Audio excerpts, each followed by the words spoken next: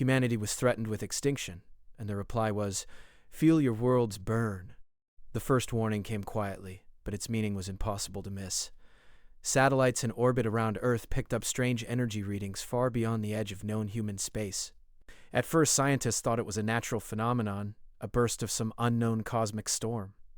But when the readings intensified, the truth became clear. Something intelligent was out there, moving toward human colonies, and it was not friendly. Admiral Neil Brooks stood on the command deck of the orbital station above Earth, his hands resting lightly on the railing. The room buzzed with activity, screens lighting up with streams of data from every corner of human space. He had seen many crises in his 40 years of service, but this was different. The readings showed ships, thousands of them moving in precise formations, faster and larger than anything humanity had ever built. "Admiral," said Laura Hayes, his communications officer, her voice steady but tense. "We are picking up transmissions. They are in a language we cannot decode yet, but the tone, it is hostile." Brooks nodded slowly. "Patch it through to the Council. We need to hear this directly." On the Council screen, representatives from the United Nations, Earth Defense, and the larger space colonies appeared. Their faces were pale. Brooks could see it in their eyes. They feared the unknown, and with good reason. The transmissions began to play. The deep, vibrating tones of the alien language made every human in the room uneasy. And then the words came, translated almost instantly by the advanced AI systems in the station. "Humans, you are insignificant. You will surrender, or your worlds will burn." There was a silence that seemed to last forever. Then a voice, trembling but loud, broke the quiet. This cannot be real," said one council member. "They cannot possibly reach all our colonies. It is too vast." Brooks shook his head. "I wish that were true, but they are already showing their power. Look, on the main screen, a distant colony flickered into view. From orbit, humans could see the surface burning, cities collapsing, and lights disappearing as the alien attack continued. The camera feed cut to civilians running through streets in panic, their lives ending in moments. Brooks felt a chill run down his spine. He had never imagined he would see this. "Jack Miller," a young tactical officer, clenched his fists. "We can't just sit here. We have to respond." Brooks looked at him with a mixture of respect and concern. Jack had always been bold, sometimes too bold for his own good. But in this situation, boldness might be exactly what humanity needed. Laura turned back to her console, working furiously. "We are trying to decode their fleet movements. There is some pattern, but it is unlike anything humans have seen. Their speed, their coordination, it is frightening." Brooks rubbed his temple. "We cannot fight them head-on with what we have. Not yet." "But we can prepare." "We have to think differently. We have to be unpredictable." Meanwhile, in the engineering labs below the command deck, Eric Bennett and Kate Morris worked tirelessly on new weapon systems. Eric held a small device in his hands, a prototype weapon designed to disrupt alien energy fields. Kate, his colleague, adjusted a holographic display showing multiple simulations of attacks the Vorkath might attempt. "We have to test these in real conditions," Eric said. "Every simulation shows that if we act too slowly, we lose." Kate nodded, her brow furrowed. "We don't have the resources to fight them conventionally. We have to surprise them, hit them where they least expect." Back on the command deck, Lucy Carter, a young but skilled pilot, stood near the viewport. They ran multiple tests, each one showing promise. Eric turned to Kate. "If this works, even a little, we might have a chance to protect some colonies." Kate smiled, though tired. "Then we make it work. Humans don't back down. Not now. Not ever." Lucy and her squadron began intense training missions. They simulated attacks on imaginary alien formations, practicing maneuvers that no one thought possible. Each pilot pushed themselves to the limit, learning to trust their instincts and each other. Lucy felt the weight of the coming fight, but also a spark of hope. As the alien fleet drew closer, humans began to understand one thing. Survival would not come from waiting. It would come from cleverness, courage, and daring actions that no one else could imagine. Humans had one advantage, and it was not technology alone. It was their ability to act without fear, to make decisions that did not follow predictable patterns. Brooks called a final meeting with his senior officers. "We have only two options," he said. "We surrender and die, or we fight and risk everything. I know what I choose, and I know what humanity is capable of. We will fight." Jack Miller stood beside him. "We can strike where they least expect, We can save lives, and we can make them pay for every colony they destroy. Laura nodded. And I can keep listening. We can use their own communications against them, confuse them, make them hesitate. Every second of hesitation is an advantage for us, Lucy added. And we will fly. We will fight in ways they never imagined. They think they are invincible. They are wrong. Eric and Kate exchanged a glance. Then it begins, Eric said. This is humanity's moment. The moment we show the galaxy what humans are made of. Brooks looked out at the stars, feeling a mixture of fear and pride. The alien fleet was vast and terrifying, but humanity had something the aliens could never understand. It was not the size of their ships, the power of their weapons, or even the speed of their technology. It was the human spirit, the courage, the ingenuity, and the refusal to bow to a threat, no matter how impossible it seemed. In the days that followed, humans prepared for the coming storm. Every colony received instructions, every ship was refitted, and every soldier trained for what might be their final battle. Humanity had been cornered, threatened with extinction. But in the faces of Jack, Lucy, Laura, Eric, Kate, and Admiral Brooks, there was no despair. Only determination. And somewhere deep in the blackness of space, the alien fleet advanced, unaware that humanity was already planning its first strike. The first move would not come from fear, but from courage, and it would show the galaxy that humans were a force no one could predict. The aliens believed they were coming to wipe out humanity. They believed it would be easy. They had no idea what they were about to face. Humanity was not ready to die. Not today. Not ever. Humanity did not wait. While the alien fleet moved closer to the colonies, humans prepared quietly, working in secret to turn the tide. On Earth and in orbital stations above, engineers, pilots, and scientists pushed themselves to the limit. They built new ships and weapons using ideas the aliens would never expect. Every human knew the odds were against them, but fear did not stop them. Courage did. Jack Miller walked through the busy corridors of the main space yard. Young technicians ran back and forth, carrying equipment, checking starship systems, and testing weapons. Jack's eyes fell on a small interceptor ship.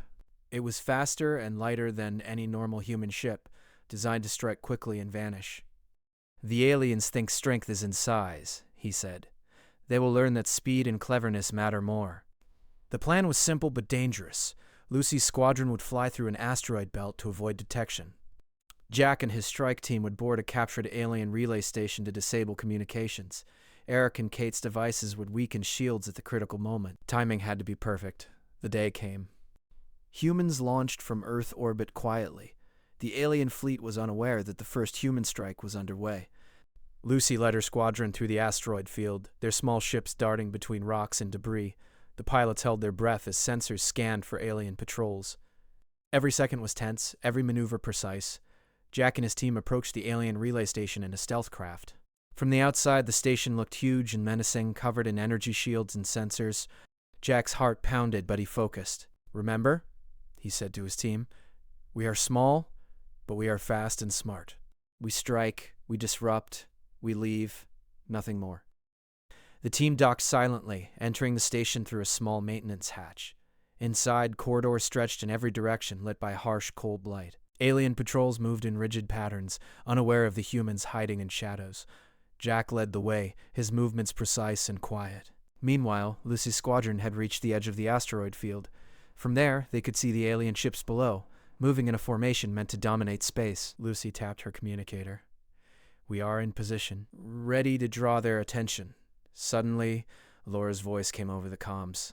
"Jack, the relay corps is here. We can jam their sensors and communication. You have 5 minutes before reinforcements arrive." Jack nodded. Understood. He signaled his team and they began setting the devices. Sparks flew as the small jammers hummed to life, sending pulses that confused alien sensors. Within moments, the alien fleet's view of the surrounding space flickered, creating a window for Lucy's squadron to attack. Lucy's ships swooped down, small but deadly. They targeted supply drones, using precise shots to destroy fuel and energy cells. The aliens were confused, trying to figure out where the attacks were coming from. Every moment human ships moved, the enemy struggled to respond. Inside the relay station, Jack's team finished the final sequence. The core overloaded, sending a surge that temporarily disabled communication across several alien ships. Jack felt a thrill. "We did it," he whispered. "Now get out." The team raced back to their ship, alarms sounding as alien patrols discovered the sabotage. They dodged security bots and fired only when necessary. Every second counted. They reached the exit, and Lucy's squadron provided cover from above, shooting down pursuing ships. The strike was a success. For the first time, humans had hit the alien fleet and survived. News of the attack spread quickly through human colonies. Civilians and soldiers alike felt hope for the first time since the threat arrived. They realized that humans were not defenseless, and their ingenuity could overcome even the greatest odds. Admiral Brooks addressed the fleet over the communications network. "This is the beginning," he said. "The Vorkath thought they could destroy us. They were wrong. Humans are not predictable, and we do not give up. This victory is small, but it proves one thing. We can fight back. We will fight back." Back at the labs, Eric and Kate smiled as their devices were analyzed after the mission. "It worked better than we hoped," Eric said. "If we keep improving, we can give the fleet an even greater edge." Kate nodded. "We just need to stay one step ahead. Every move they make, we counter. Every expectation they have, we twist." Meanwhile, Jack and Lucy debriefed. They spoke quietly in the hangar, exhausted but elated. "I never thought it would feel this good to break a rule," Lucy said with a tired laugh. Jack grinned. "The rules were never meant for us. Humans survive by breaking expectations. That is our strength." The alien fleet, however, was shaken. Commanders had never seen such unexpected attacks. Their ships were damaged, their supply lines disrupted, and their communications compromised. Confusion spread like wildfire among their ranks. Laura watched transmissions from the enemy fleet. "They don't know how to respond," she said. "Every attack we make makes them hesitate. Hesitation is weakness." Brooks nodded grimly. "And we will use that. We will strike again and again until they realize that humanity is not so easily destroyed." Over the next few days, humans continued their guerrilla-style attacks. Small squadrons struck alien convoys, jamming ships and disabling weapons. Engineers continued developing new technology, each innovation giving humans another advantage. The aliens tried to adapt, but they were rigid and methodical. Humans were not. Humans were unpredictable, clever, and fearless. In one daring mission, Lucy led a team to disable a massive alien energy cannon aimed at a human colony. Flying at high speed through asteroid belts and debris, the pilots dodged enemy fire, reaching the target with seconds to spare. Eric's device was planted on the cannon, causing it to overload. The explosion destroyed the weapon, but the pilots escaped, showing the aliens that humans were willing to risk everything for each other. Colonies that had feared destruction now cheered as reports of victories came in. Civilians worked alongside soldiers, rebuilding infrastructure, preparing defenses, and showing the aliens that humans would not break under pressure. Hope spread faster than fear. Jack, Lucy, Eric, Kate, Laura, and Admiral Brooks gathered to plan their next move. Each knew the path ahead would be dangerous, but they also knew something vital. Humans had turned the tide with courage, ingenuity, and boldness. They had shown that size and firepower were not everything. Admiral Brooks spoke, his voice calm but firm. "The first strike was only the beginning. The aliens think they can predict us, but we will show them they cannot. Every colony they threaten, every ship they send, we will be ready, and we will fight." Jack looked out at the stars. They wanted fear. They wanted surrender. They got resistance instead, and this is only the start. "We will keep fighting, and we will show the galaxy that humans are not so easily defeated." Lucy leaned on the rail beside him, watching the fleet move silently in orbit. "We have courage," she said softly. "We have hope. And we have each other. They cannot understand that, and that will be our greatest weapon." The alien fleet advanced, but humanity had found its first victories. Small though they were enough to prove one thing. Humans could fight back, and the galaxy would soon learn that courage, cleverness, and determination could overcome even the most terrifying threat. Humanity's response was no longer fear, it was defiance. And in the darkness of space, that defiance burned brighter than any star. The human fleet had grown bolder. After the first successful strikes, morale soared across the colonies and Earth itself. Humans no longer waited in fear. They struck, they tricked, and they survived. But the Vorkath were not defeated. Far from it. The alien commanders had begun reorganizing their fleets, moving faster and attacking more aggressively. They assumed that human small victories were luck, temporary distractions. They did not yet understand what humans were capable of. Jack Miller and Lucy Carter were on the command deck of the flagship Earth Defense had converted for battle. The room was alive with tension and anticipation. Admiral Brooks stood at the front, overlooking the fleet through a transparent viewport. Every starship moved with purpose, each one carrying weapons, supplies, and the hope of millions. "We know their fleet movements," Jack said, pointing to a holographic display. "They are concentrating here, near the outer colonies. They think they can crush resistance in one strike. But they are walking into a trap," Lucy frowned. "It will be risky. We are outnumbered. But if we pull it off, it could change everything." Brooks nodded. "We have to be willing to risk everything. If we hold back, humanity loses. We strike, we disrupt, and we force them to react. Their overconfidence will be their weakness." Eric Bennett and Kate Morris worked below decks preparing the new weapon systems. Eric held a small device, humming with energy. "These will jam their shields and disable their communications for a short time. It is small, but it can create chaos in their fleet." Kate adjusted the targeting system. "We have to hit the right ships at the right moment. If we fail, we lose hundreds of ships. But if we succeed, we will show them they cannot control human space." Lucy's squadron of pilots gathered in the hangar. The young pilots trained tirelessly, moving through drills designed to push them beyond fear. Sam Taylor, the squad leader, spoke to the group. "Remember, they think we are weak. They think we act predictably. We will show them we are not. Fly fast, strike hard, and trust your instincts. If one of you falls, another will carry on. Humans survive together." Jack prepared his strike team for the main assault. They would infiltrate an alien supply station, disable key weapons, and escape before the Vorkath could respond. Every member knew the dangers, but no one hesitated. Courage and determination filled the room. The humans launched in the early hours, under the cover of darkness and space. The Vorkath fleet moved in massive formations, seemingly unstoppable. But humans did not fight like the aliens expected. Lucy's squadron slipped through asteroid belts, dodging patrols and scanning for weak points. Jack's team approached the supply station undetected, their craft moving silently through empty space. Laura Hayes monitored alien communications from the command deck. "They are unaware," she said. "All sensors show calm. Their commanders do not realize the attack is coming until it is almost too late." Inside the supply station, Jack and his team moved quickly. Corridors twisted in unfamiliar patterns, but human ingenuity guided them. Eric and Kate's devices were activated, sending pulses that disrupted alien shields and communication systems. The hum of the machines filled the room as energy waves pulsed through the station. Lucy's squadron struck simultaneously. Their small ships fired precisely, targeting supply pods and weapon systems. Explosions rocked the alien fleet as humans destroyed critical points without waiting for larger battles. The aliens scrambled, but every movement they made played into the humans' plan. Jack's team reached the main core of the station. It was massive, glowing with alien energy. They'd planted the final devices, synchronized with Lucy's squadron. A countdown began. 30 seconds, Jack whispered. "Hold steady." The core overloaded. A shockwave rippled through the station, disabling weapons and knocking out shields across several alien ships. Alarms blared, and alien commanders shouted orders that were impossible to follow. Chaos spread quickly. Lucy's squadron used the disruption to retreat, weaving through fire and debris. Human ships coordinated perfectly, drawing enemy fire away from the strike team. The Vorkath fleet was forced into defensive maneuvers, leaving gaps and vulnerabilities humans could exploit.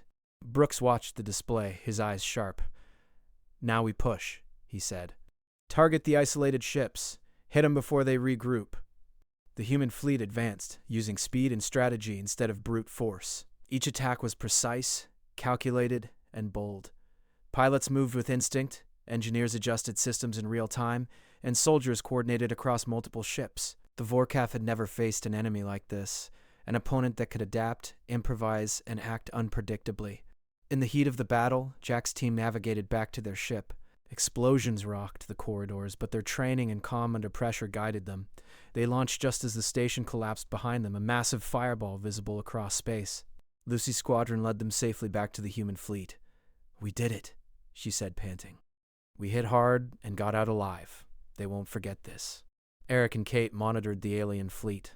"Their coordination is broken," Eric said. They are trying to regroup, but humans have disrupted everything. This is more than a victory. It is a turning point.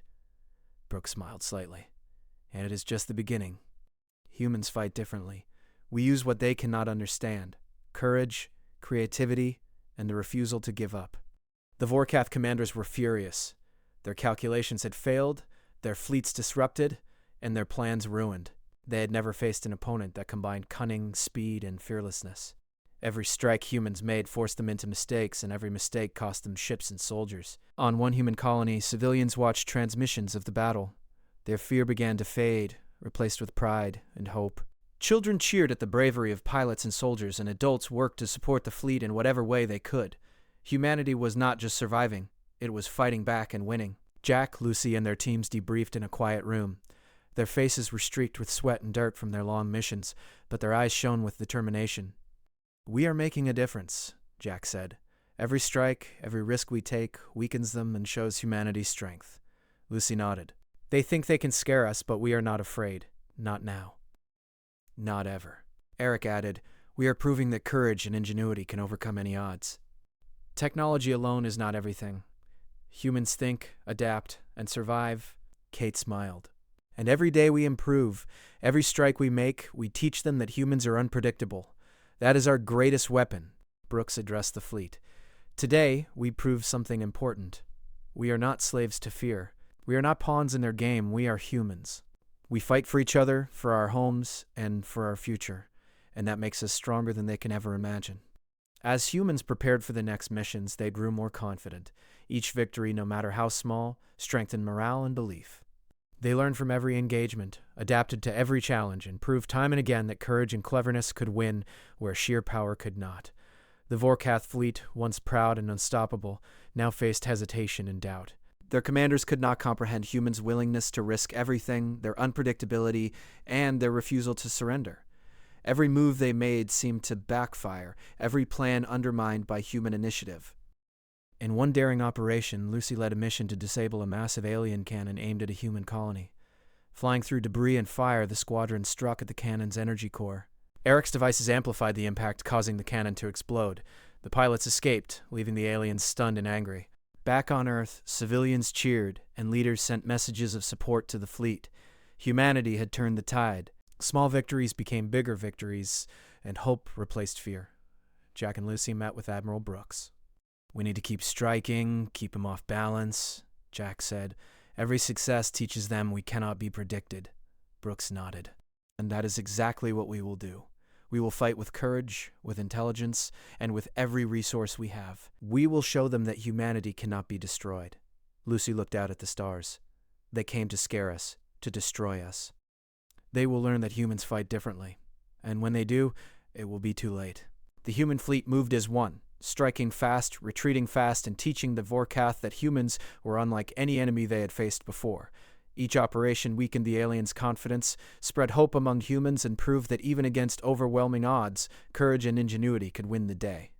Humanity had found its strength. It was not just technology or numbers. It was the refusal to surrender, the willingness to take risks, and the courage to act when others would hesitate.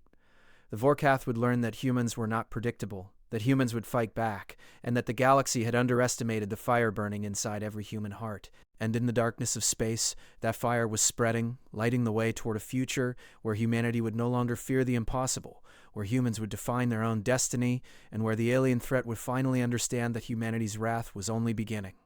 The alien fleet had been battered and confused. Their formations were broken, supplies destroyed, and commanders unable to predict human actions. Yet they had not surrendered. The Vorkath believed that sheer numbers could still crush humanity, that fear and death would finally force humans to bow. They were wrong. Humans were not afraid. They had learned, adapted, and grown stronger. Now it was time for humanity to deliver the final blow. On the command deck of the flagship, Admiral Brooks studied the holographic map of space. Jack Miller, Lucy Carter, Eric Bennett, Kate Morris, and Laura Hayes stood with him, each understanding the stakes. The alien flagship, a massive fortress, moved slowly into human territory.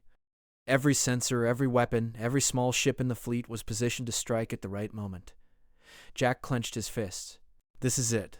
We hit them now, and we show them what humans are capable of. No holding back. Lucy nodded.